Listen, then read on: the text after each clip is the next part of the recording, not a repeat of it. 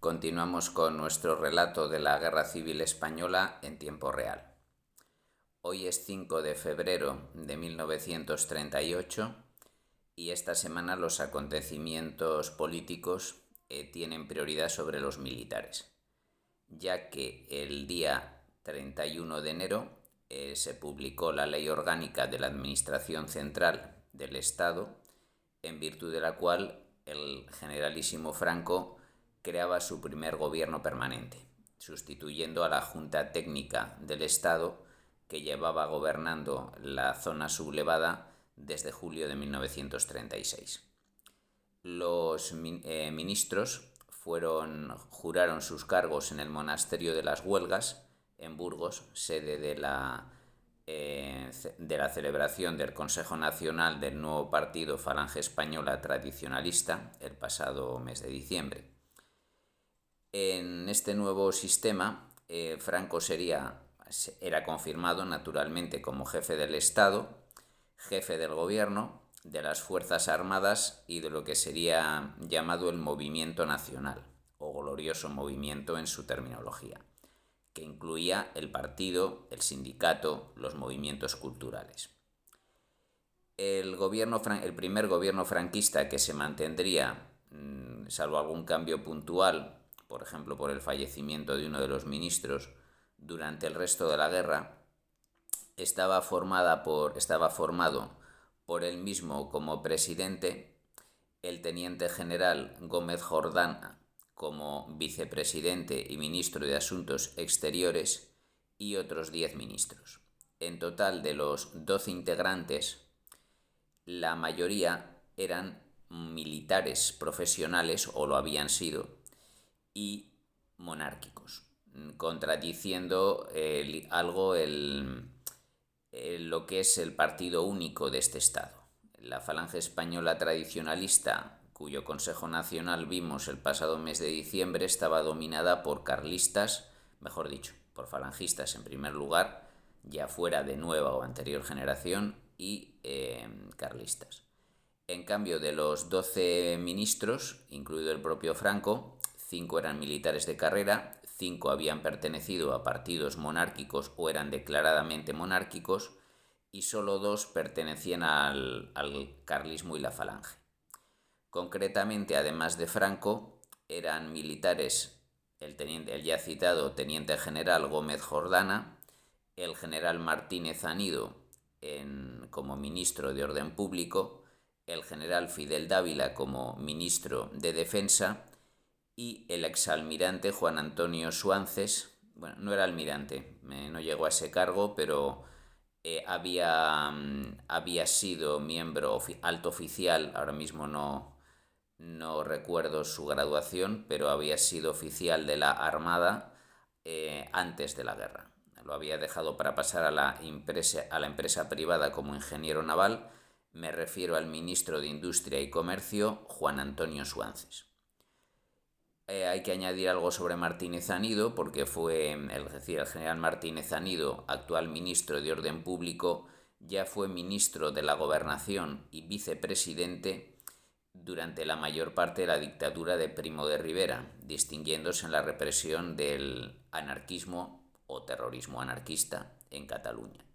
Con 75 años era el más veterano de los ministros y de hecho fallecería algunos meses más tarde.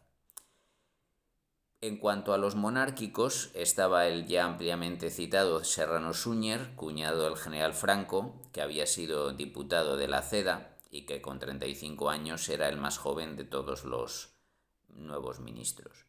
Se ocupaba de la cartera de Interior y, si bien ahora mismo era falangista, como muchos nuevos cargos, ya que era el único partido legal, antes de la guerra era miembro de la CEDA.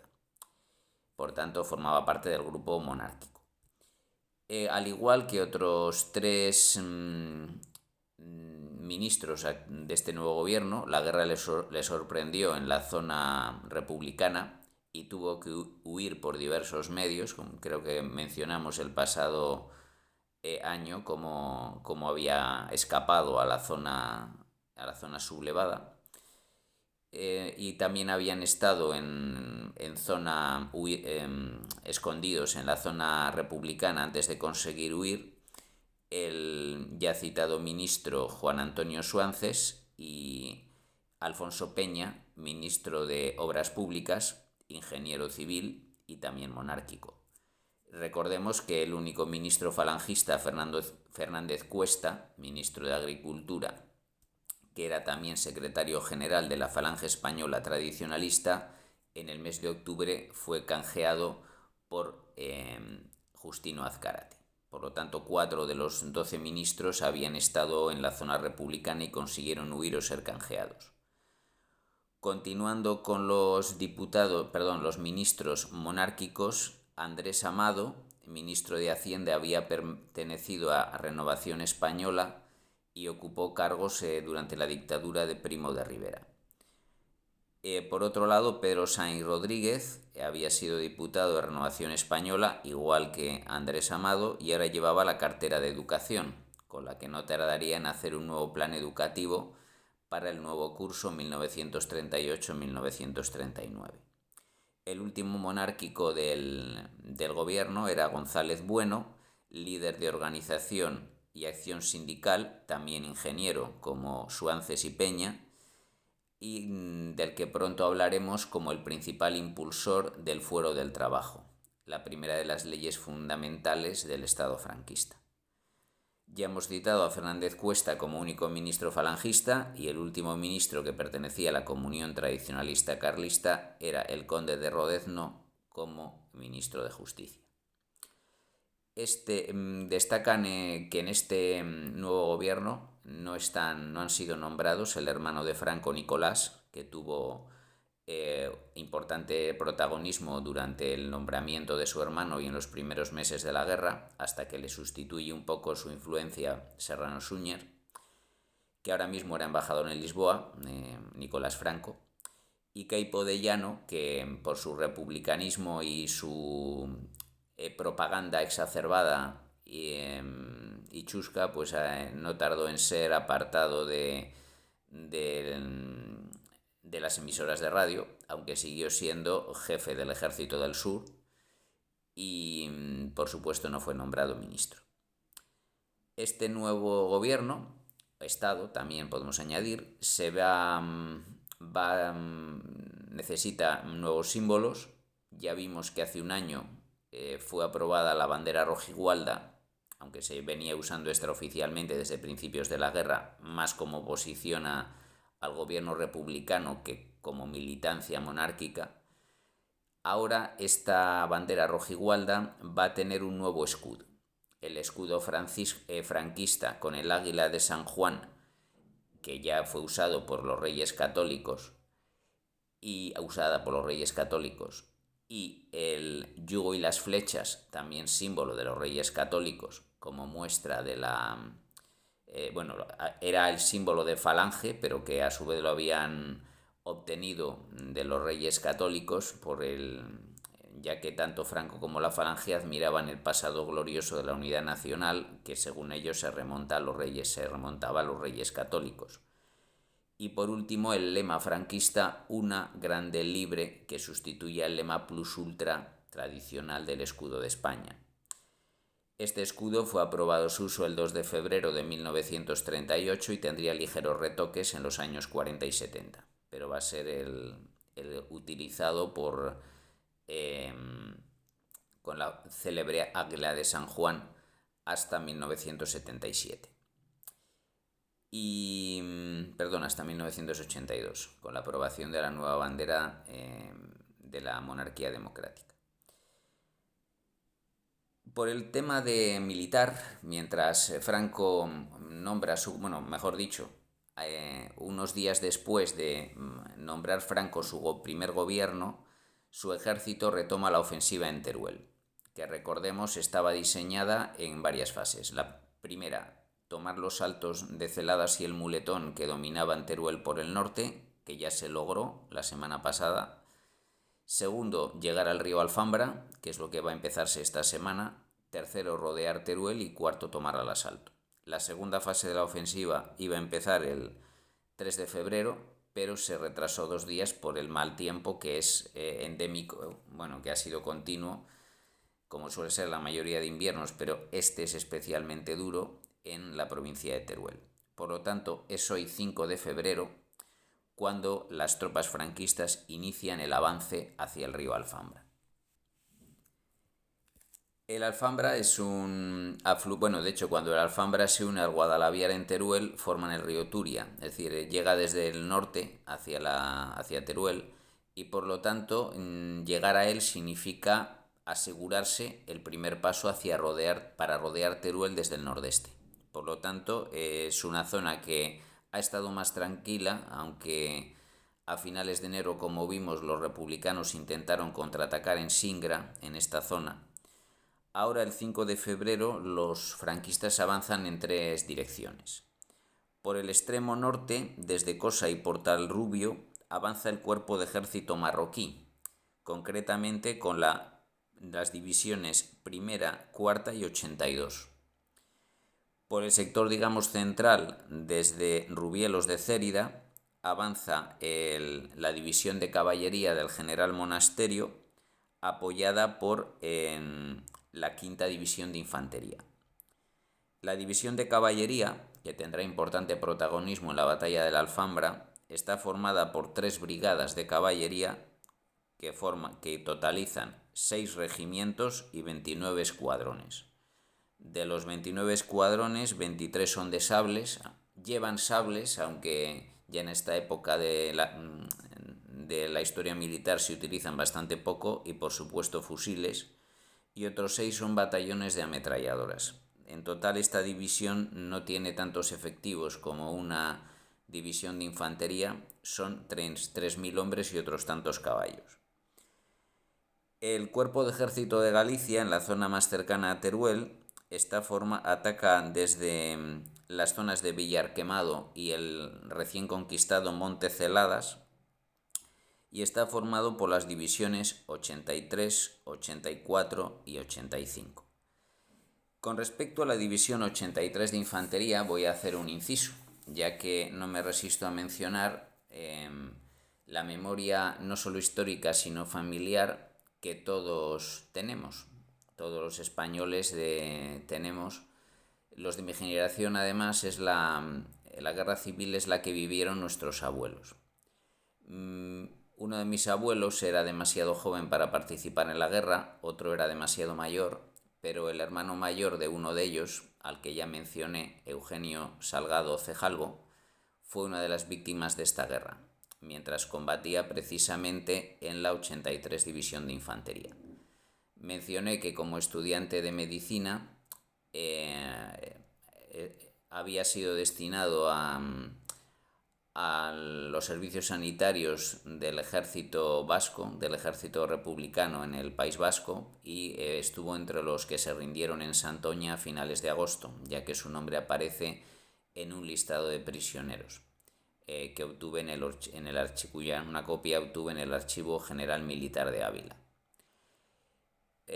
Sabiendo por referencias familiares que falleció en Burriana y provincia de Castellón, combatiendo en julio de 1938, he podido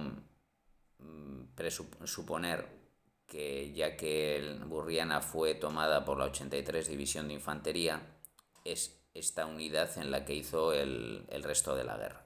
Como vimos, entre los 10.000 soldados aproximadamente que fueron reclutados por el ejército de Franco después de rendirse el norte. Entre aquellos soldados que no tenían responsabilidades políticas ni militares,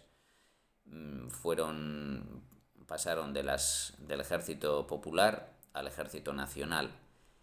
Y también el Archivo General Militar de Ávila pues consta el número de bajas habidas en la División 83. No es nominal de nombres, pero sí nos puede servir de muestra no solo de cómo estaban conformadas las divisiones de infantería, sino además el alto índice de mortalidad que tenían.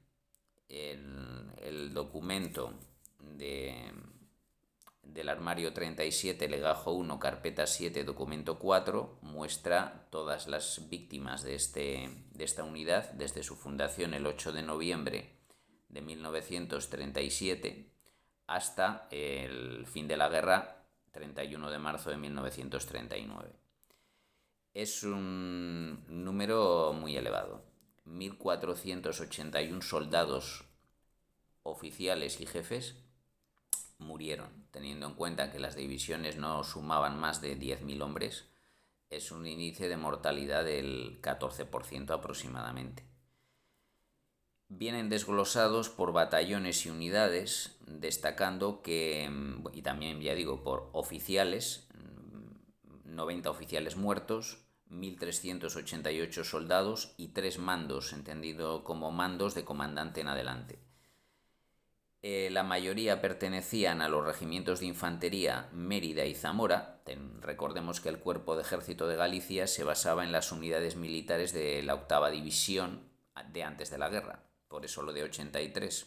La 81, 82, 83, 84 venían del 8º Cuerpo de Ejército de antes de la guerra, en Galicia. Por eso se basaban en el Regimiento de Infantería Zamora número 29 y el de Mérida número 35, que habían estado destinados en La Coruña y el Ferrol. A pesar de los nombres Zamora-Mérida, sus cuarteles estaban en Galicia, y fue el Zamora, el número 29, el más castigado, ya que tuvo 742 muertos, totalizando soldados, jefes y oficiales.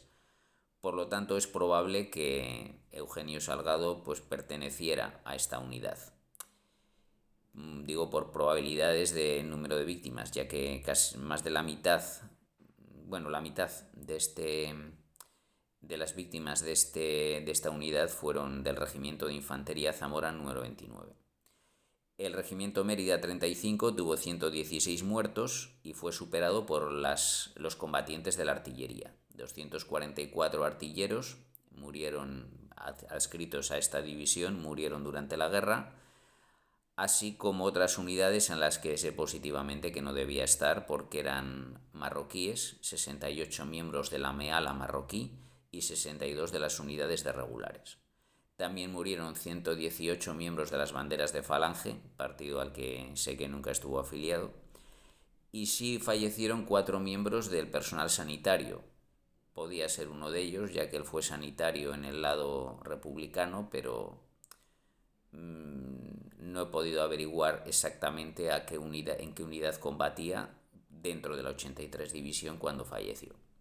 Pero bueno, cuento todo esto como ilustración de la composición de las unidades del Ejército Nacional y el número alto de bajas que ambos bandos tenían. 1.400 muertos en una división de 10.000 hombres en año y medio de guerra. Explicado esto, ¿cómo salió la ofensiva de la Alfambra el primer día? Pues de hecho el Cuerpo de Ejército de Galicia no consiguió avanzar. En el que estaba la 83 División fue contenido en estas zonas, pero sí que avanzaron las unidades más al norte. La división de caballería avanzó desde Rubielos de Cérida hasta la Sierra de Lidón, y el cuerpo marroquí avanzó hasta la localidad de Pancrudo. Es decir, en 2/3 partes del sector la ofensiva tuvo éxito. Ya que hoy es 5 de febrero y la batalla se desarrollará a lo largo de los días siguientes, pues lo iré comentando en los siguientes vídeos. Así que muchas gracias, veremos cómo se desarrolla la ofensiva de la Alfambra y que si hay decisiones políticas que toma el nuevo gobierno franquista, que al final es por lo que más se va a recordar esta primera semana de febrero del 38. Muchas gracias por escucharme y hasta pronto.